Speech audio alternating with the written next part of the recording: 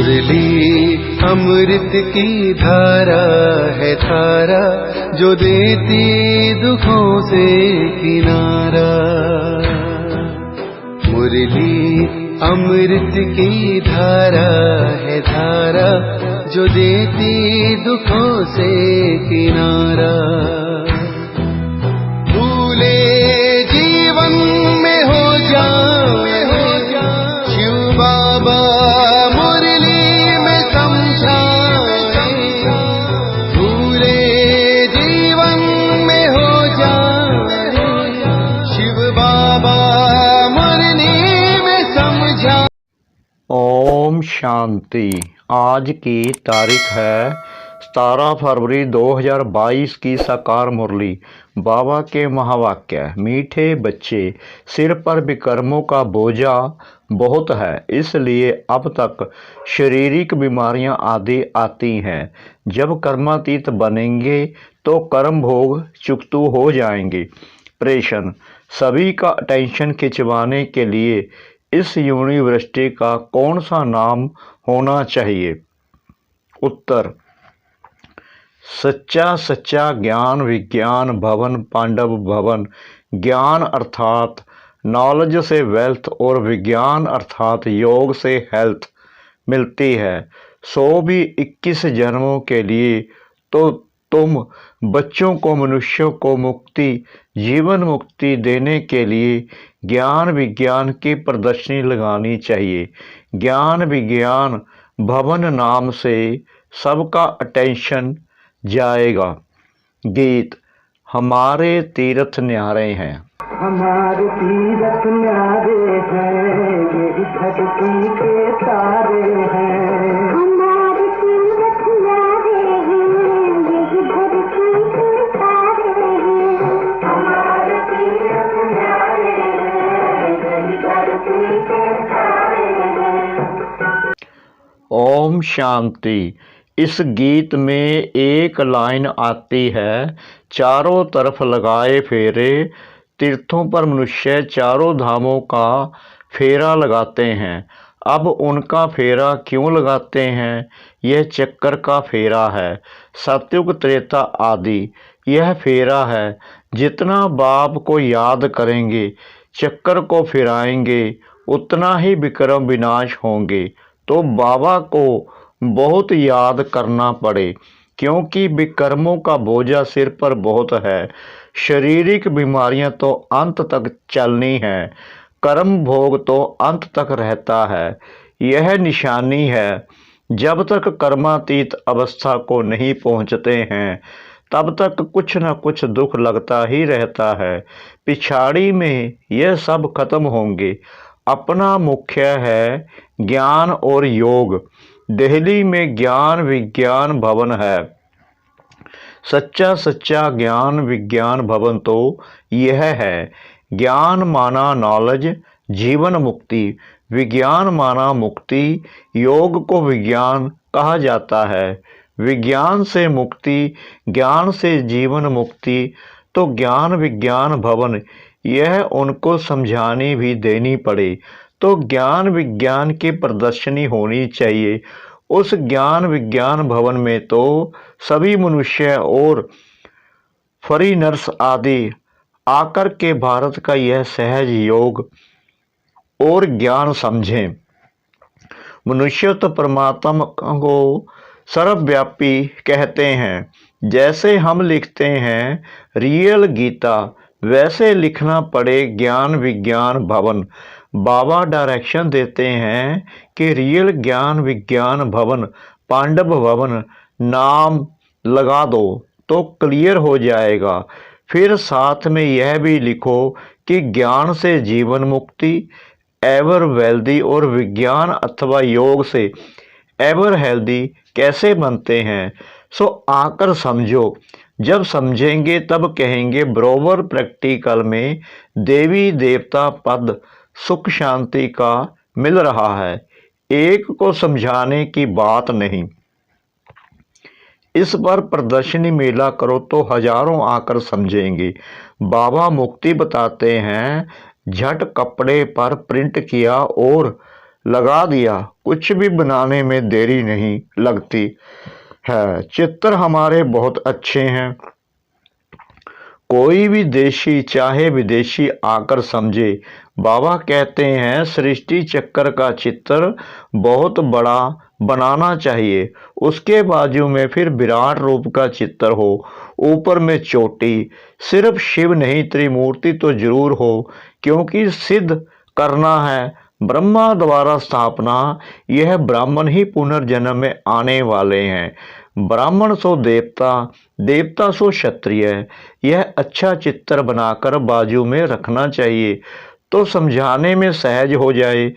इस ज्ञान योग से स्वर्ग कैसे बनता है, यह ब्राह्मण एडॉप्टेड हैं। प्रजापिता ब्रह्मा द्वारा ब्राह्मण रचे, समझाने की बड़ी युक्ति चाहिए, सबको निमंत्रण भेजना चाहिए।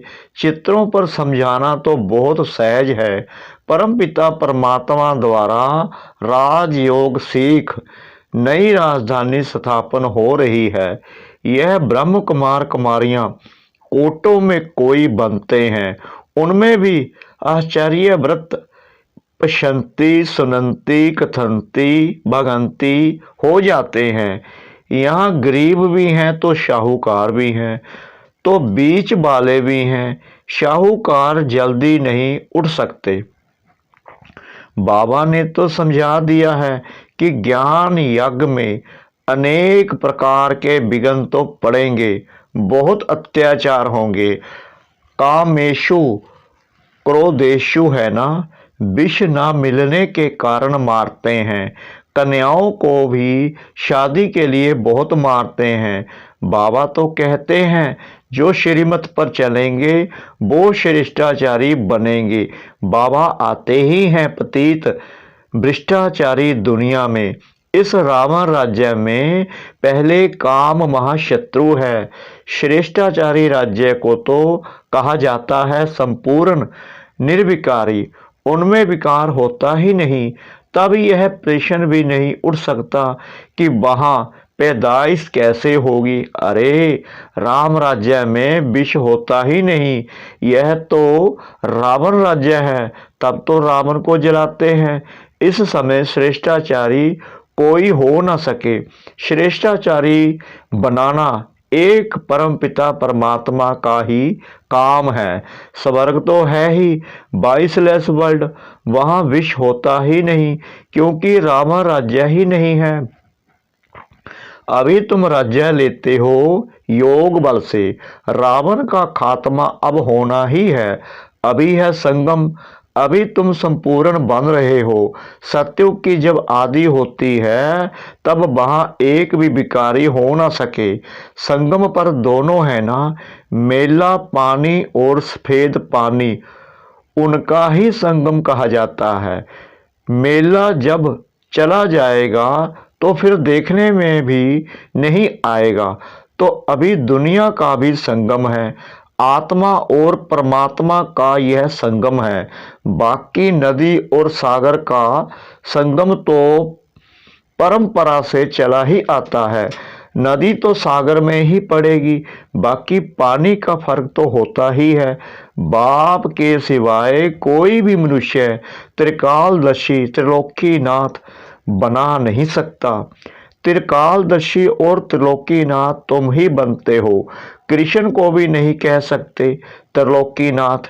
तीनों कालों को जानने वाला एक ही है त्रिलोकीनाथ त्रिकालदर्शी। सिवाय परम पिता परमात्मा के दूसरा कोई होता नहीं। लक्ष्मी नारायण को तो तीनों लोकों अथवा तीनों कालों का ज्ञान ही नहीं, आदि मध्य अंत का भी ज्ञान नहीं है। अभी तो हमारे पास सारा ज्ञान है, त्रिलोकी का भी ज्ञान है। जो बाबा का टाइटल है वह ब्राह्मणों को भी मिल सकता है, देवताओं को भी यह ज्ञान नहीं। तुम बहुत ऊंच हो। जो बच्चे अपने को त्रिलोकीनाथ त्रिकालदर्शी समझते हैं वह तो दूसरों को आप समान बनाने में बिजी होंगे। सबको निमंत्रण देना चाहिए, हर धर्म वालों को लिखना चाहिए कि ज्ञान विज्ञान से हेल्थ वेल्थ कैसे मिलती है। आकर समझो, दिल्ली में ज्ञान विज्ञान भवन में भी यह चीज हो तो कितने फ्री नर्स आकर नॉलेज ले में। आखिर अंत में तो सबको समझना ही है, विनाश भी अवश्य होना ही है। तो क्यों नहीं बाबा को याद करें तो विक्रम भी विनाश हो, और जितनी जितनी आत्मा शुद्ध होती जाएगी उतना पद भी ऊंच मिलेगा। सारा मदार है ज्ञान और विज्ञान पर। मुक्ति धाम में रहने वाले योग ही पसंद करेंगे, उन्हों की आत्मा में पाठ ही ऐसा है, और देवी देवता धर्म वाले नॉलेज को ही पसंद करेंगे। तुम बच्चों की दिन प्रतिदिन उन्नति होती जाती है, तुम ऊपर जाते रहते हो, वह नीचे गिरते रहते हैं। तुम्हारी है चढ़ती कला और सबकी है उतरती कला, सबको वापस जाना है, वह तो कॉमन बात है। बाकी बरसा लेना है यह भी समझते हैं। कल पहले जो जिसने पद पाया है, जिस प्रकार से पाया है, वह सब साक्षी होकर देखते रहते हैं। आएंगे तो बहुत, दिन प्रतिदिन युक्तियां भी अच्छी अच्छी निकलती रहती हैं। ज्ञान विज्ञान भवन नाम हो और अच्छे अच्छे चित्र हो। दुनिया में तो बहुत फालतू चित्र हैं, कोई टेढ़े बांके कृष्ण के ऐसे आर्ट के चित्र बना देते हैं, तुम्हें उसकी दरकार ही नहीं है। वहाँ देवताएं डांस करते हैं, वह तो खुशी में खेल पाल करते हैं। यह आर्ट आदि तो यहाँ का रिवाज है, वहाँ तो प्रिंस प्रिंसेस खेलते हैं। बाइस्कोप आदि वहाँ कुछ भी नहीं है। इन सब बातों को तुम यहाँ ही जानते हो, बाप को भी तुम ही पहचानते हो। मनुष्यों की बुद्धि में थोड़ी बैठता है कि यह कौन है, क्योंकि नाम सुना है श्री कृष्ण का, चित्र भी फर्स्ट क्लास है, नाम ही है श्याम सुंदर। काम चिता पर बैठते हैं तो श्याम बन जाते हैं, ज्ञान चिता पर बैठने से फिर आधा कल्प गोरे बन जाते हैं। बुद्धि में आना चाहिए तो सतयुग में 21 जन्म सुंदर थे, फिर काम चिता पर बैठ भिन्न नाम रूप में आकर श्याम बने हैं। वो लोग समझ नहीं सकते तो काला क्यों किया है, तुम तो जानते हो। अब कैसे समझाएं, किसका चित्तर दे, श्याम और सुंदर इनको ही कहें, ऐसे नहीं। रामचंद्र को भी श्याम सुंदर कहते हैं, उनको काला क्यों किया है यह समझते नहीं हैं। इस समय सब काले ही काले हैं।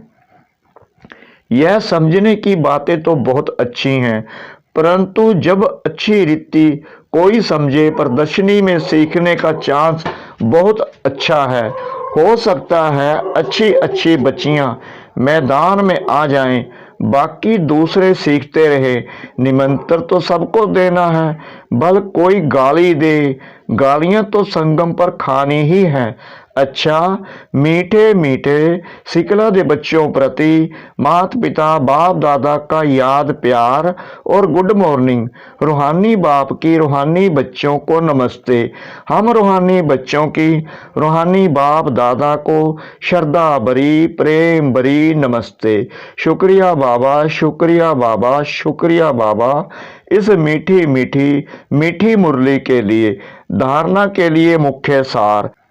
नंबर 1, श्रीमत पर चलकर श्रेष्ठाचारी बनना है। काम महाशत्रु पर विजयी बन संपूर्ण निर्विकारी बनना है। अत्याचारों से डरना नहीं है। नंबर 2, योग बल से आत्मा को शुद्ध बनाना है। त्रिकालदर्शी त्रिलोकीनाथ बन दूसरों को आप समान बनाने की सेवा में बिजी रहना है।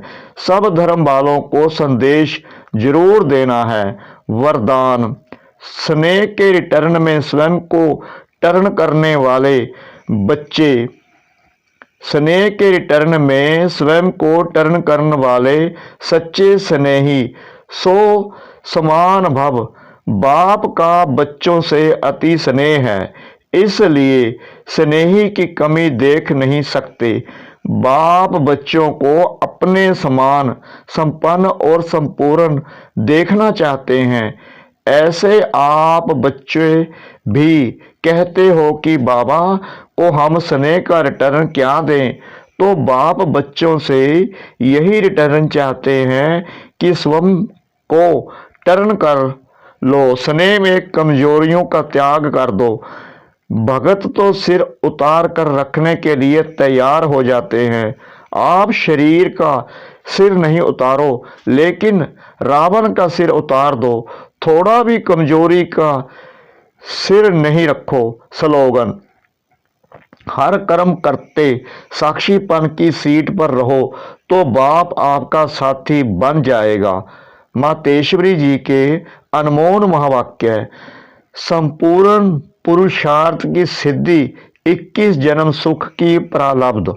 देखो, परमात्मा के साथ इतना संपूर्ण संबंध जोड़ना है जो 21 जन्म के लिए सुख प्राप्त हो जाए, यह है पुरुषार्थ की सिद्धि। परंतु 21 जन्म का नाम सुन ठंडे मत पड़ जाना। 21 जन्मों के लिए इतना इसी समय पुरुषार्थ भी करें, फिर भी 21 जन्मों के बाद गिरना ही है, तो सिद्धि क्या हुई। परंतु ड्रामा के अंदर आत्माओं की जितनी सर्वोत्तम सिद्धि मुकर्रर है वो तो मिलेगी ना। बाप तो आए हमें संपूर्ण स्टेज पर पहुंचा देते हैं, परंतु हम बच्चे बाबा को भूल जाते हैं तो जरूर गिरेंगे। इसमें बाप का कोई दोष नहीं। अब कमी हुई तो हम बच्चों की सतयुग त्रेता का सारा सुख इस जन्म के पुरुषार्थ पर आधार रखता है, तो क्यों न संपूर्ण पुरुषार्थ कर अपना सर्वोत्तम पाठ बजाएं और अच्छे से अच्छा पुरुषार्थ कर पूरा बरसा लेवे। पुरुषार्थ मनुष्य सदा सुख के लिए ही करता है। सुख दुख से न्यारे होने के लिए कोई पुरुषार्थ नहीं करता। वो तो ड्रामा के अंत में परमात्मा आए, सभी आत्माओं को सजा दे, पवित्र बनाए, पाठ से मुक्त करेंगे। यह तो परमात्मा का कार्य है। वो अपनी मुकर्रर समय पर आपे ही आकर बताते हैं। अब जब आत्माओं को फिर भी पाठ में आना ही पड़ेगा, तो क्यों ना अच्छा पुरुषार्थ कर सर्वोत्तम पाठ बजाएं। अच्छा, ओम शांति।